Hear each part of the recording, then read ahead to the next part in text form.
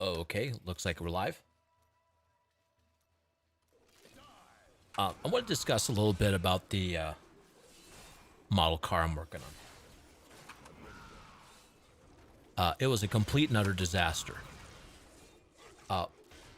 It's hard to explain what happened, but essentially, one problem compounded another problem. It all started with the engine, and when I put it in the chassis, apparently it wasn't placed correctly. As a result, I wound up having other parts not fit correctly. And then by the time I've got to a place where it's supposed to be finished, not only was it out of alignment and filled with problems, things just didn't fit right. And therefore, the cement couldn't adhere to different things correctly. So that was a big lesson learned. Another lesson learned is being careful with painting. I need a better workspace for the painting because, well, that's just not the only problem. Another problem is patience and researching before doing things. I'm gonna have some cleaning to do on my airbrush because I did not get the ratios right. So even though I cleaned it with the airbrush cleaner, I got to take everything apart and clean everything thoroughly because I applied paint that was too thick. So therefore, no paint was coming out of the nozzle, and things were a mess. So that was another problem. I use shaker cans for a lot of stuff. And the shaker cans are a problem because shaker cans are a weird type of beast where they spray on too quickly. If they're done right, the results are fantastic. But it's very hard to get a even coat on that. But I was told once I get used to the airbrush, there'll be no looking back once I get that down. But what I need to do is practice on the pieces I have now that are junk and get the right ratios and stuff. I also need to figure out the kind of thinners that will be needed. I got some paint thinner from Walmart, and it was the wrong type of thinner. It was like this milky, almost frothy substance that obviously is not used for airbrushing. The consistency was that of like frothy milk. It was really weird. I'd never seen anything like it. So I had to research and get better, or how to get the right thinners. I think I got the right thinner this time because I was told that mineral spirits work well for enamel. I already have the thinner for acrylic, but the colors I needed are enamel. And the spray paint is, if I remember, I was lacquer. And that takes its own thinner. I can't think right because I'm distracted by the game. I shouldn't be doing this game and talking at the same time. It's like walking and chewing gum at the same time. But anyway, that was a lesson learned. What else did I learn? Oh yeah, make sure I have all the parts because the wheels. I wanted the wheels not to be stationary. I didn't want them to roll. So I figured, well, I don't need this piece because it's not gonna roll anywhere, but it was required. I found out it was required. And when I tried to glue the wheels on, the wheels came out cockeyed. because I'm sure that's what kept it in line. So that was another lesson learned. Just follow all the directions, right? So that was another big lesson learned. Parts were more difficult to put on because I had very thick coats on the very small parts. And like I guessed before, thinner coats and with an airbrush is probably going to give much better results. But I got to learn the ratios.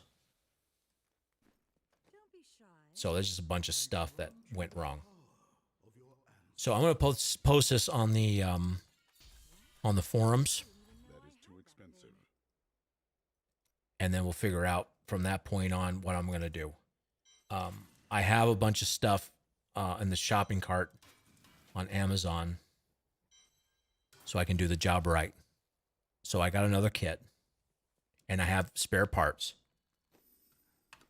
in case it goes wrong. But so many lessons were learned. Oh, wow.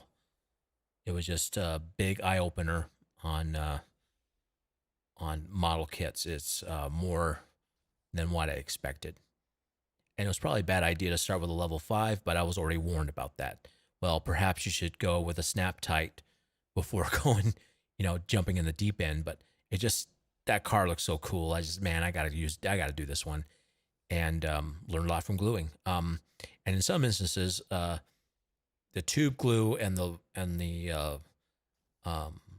that really thin glue have their purposes. For instance, there are some places where the tube glue works very well with a toothpick or whatever. But the thin set kind of stuff, I don't even call it thin. I don't know what to call it, but the really thin stuff is really well for most things. I learned anyway. Another thing I need to learn is painting with brushes. I'm also hearing that with the right ratios, you can get really good results with a paintbrush, because there's a bunch of details that I wanted to do, but I couldn't do it because one, it was too thick. Number two are the brush strokes. So there's this balance I have to achieve to get it correct. And that's probably done with experience. So that's another thing I need to do.